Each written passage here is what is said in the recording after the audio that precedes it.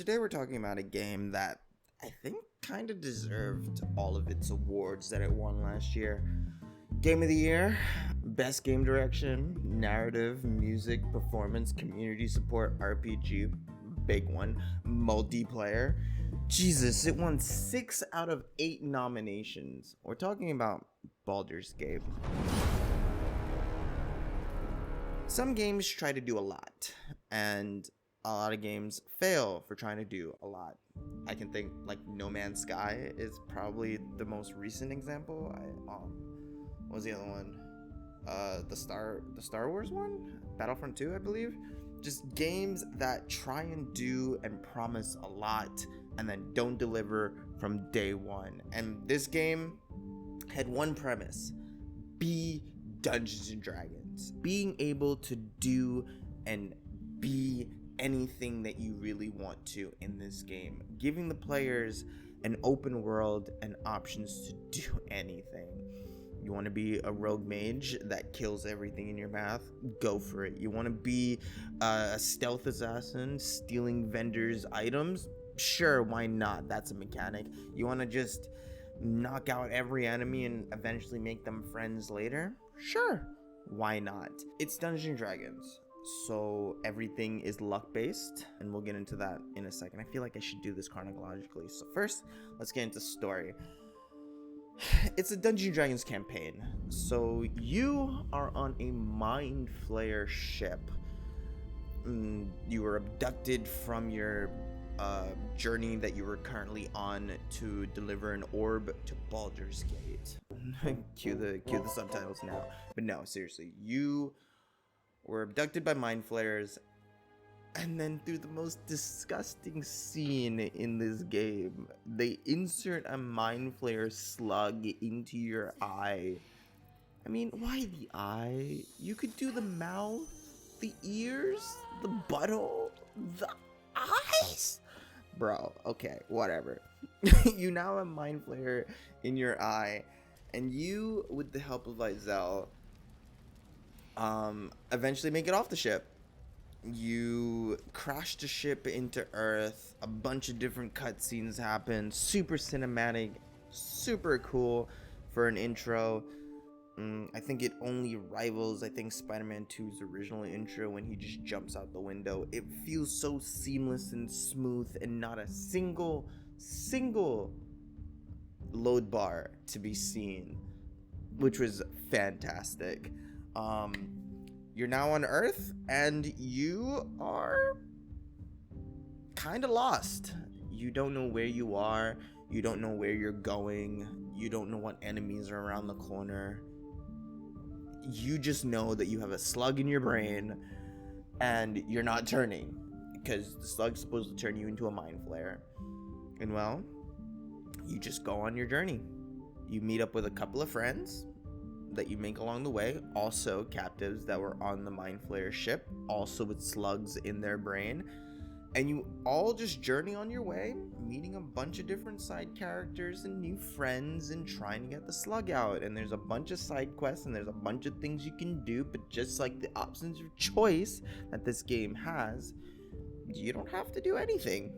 If you just want to sit around at camp all day and just, you can go on any side quest. And for the most part, this game doesn't tell you anything to do. You don't have to do anything. There's just points on this blacked out map, and you can go in any direction and hope for the best, and hope that the person you meet along the way is not trying to rip your skull out of your brain sockets and trying to help you get the slug out by trying to drill a nail through your head.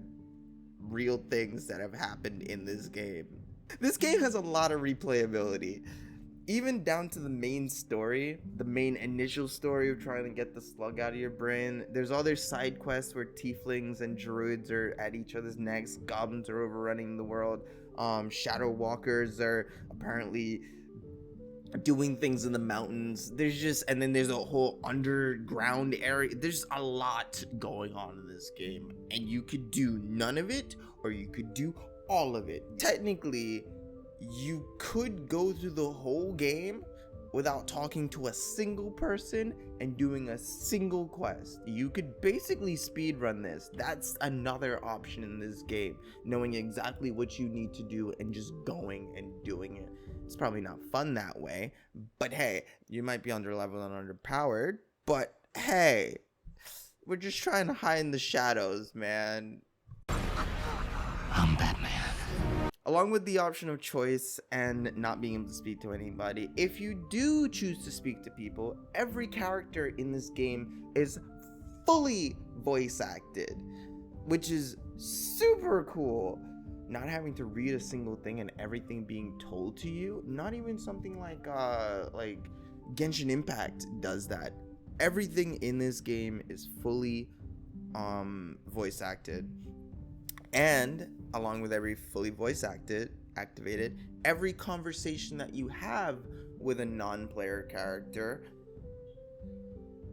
it can either lead to an amazing, fruitful friendship or a backstab that leads to an all-out war, I guess.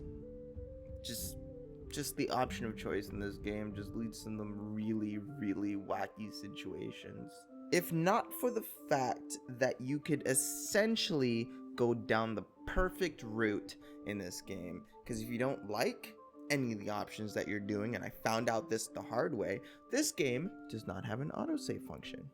I mean, it does, kinda, maybe, barely. I spent 3 hours in this game, and I died, and I was sent right back to the beach. I don't know. I don't know why. I don't know who thought this was a good idea, but I guess it's a mechanic that you can do, because remembering to save every single time you walk through a door and every time you're done talking to a character to make sure that your selections have been slotted in and so that you don't lose your save function. Yeah. You basically, anytime you don't feel like this battle or this event is going in your way, you tend to feel like you need to just go back and do it again. And I guess that's just my inability to just let things die. But man, if you have the option to kill your own teammates in battle, which we'll get into in a second, just the more possibilities of choice, some of my actions are bad. And sometimes I just want to tinker and see what's best. Obviously, this is a single player game, so do whatever you want. If you are playing multiplayer, which is another option to either play with your friends online or the randoms, that's also another option. You could go through this game and just hope for the best. See where the campaign takes you. Everybody dies. Everybody dies. For the most part, the open worldness of this game feels like an open world. The only time that it doesn't feel like an open world is when you're battling. So it'll turn into a turn-based RPG at that point, but with open world mechanics. So if you don't like the battle that you're in, you can always just leave. just pathfind your way out of that dungeon, unless of course you're in a dungeon that traps you in there. Fell down one too many holes at this point. But for the most part, you can just leave. Just pack up and go the same way you came. Accidentally walked into a war room, didn't see nothing, wasn't here, see you later. But if you do decide to go through the open world elements, through the turn-based elements, it's actually pretty fun. It's like any regular turn-based game. There are actions that are faster than others, and every character on your side and the enemy side takes turns going through their skill sets. So you are kind of nerfed by the Dungeons & Dragons mechanics. So movement abilities, regular actions, bonus actions, and then every spell is on a tier list. So you have tier 1 spells, tier 2 spells, and you can only cast a certain amount of each between rest periods. So using everything wisely and efficiently is the best way of getting through most of these fights. Along with battling, Most of the enemy types are Dungeons and Dragons inspired, and for the most part, levels are region based. So depending on which area you're in, the battles can get easier or harder depending. And for the most part, they're pretty hard. I have not experienced a time where it wasn't just easy, even on normal difficulty. Maybe I'm just bad and I've never played a game like this before, but it's a learning curve and understanding what all your characters should and can do. Everybody dies. Everybody dies. For shopkeepers, you can rob basically everything in this game. Just use Asterion to just steal anything you need. There is a gold system, but the gold is very sparse, and for the amount of stuff things cost in this game, I suggest just going and being a criminal and just stealing everything. Hey, they weren't gonna use it anyway, right? You're the only person that comes around and buys things, which is actually pretty interesting because the shop system is based on there's two versions. There's the regular shop system that we all know and love, where you just buy things straight outright, and then there's also the bartering system where everything can be bartered for a different value. You can choose to give up really good gear for better gear, and hopefully the shopkeeper will agree to that. And along with the bartering system, shopkeepers will refresh and randomize their gear, so no two shopkeepers will ever be the same. One shopkeeper might have 3 potions, the other one might have 4 potions, and you'll learn along the way what every gear and item does. I recommend not buying anything from the shop. You can find pretty much everything from the open world and just saving your gold till later on in the game, because you can bribe people in this game, which is also really interesting. Oh, resting and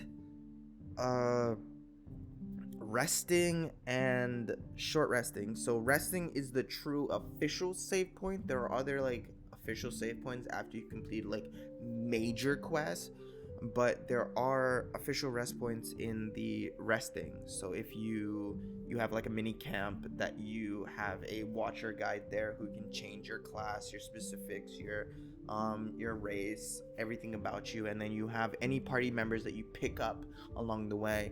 They will be here, and when they're fully rested, they will eventually join your team. And this is also where you can introduce the relationship mechanics in the game. You can basically fall in love with any of the characters, and hopefully going down their quest lines or dialogue paths to eventually become their boyfriend or girlfriend. And short resting only gives you a little bit of health back, and any abilities that say resting in them, like conditional stuff, they'll usually refresh after a short rest. But the long rest is where the relationships and being able to change out your guild members and improve your stats that you gain from leveling up. Resting requires you to have food items, so as you venture through the world, searching through crates, buying from merchants, killing enemies, taking their camp packs, you can use that to rest at the end of the night.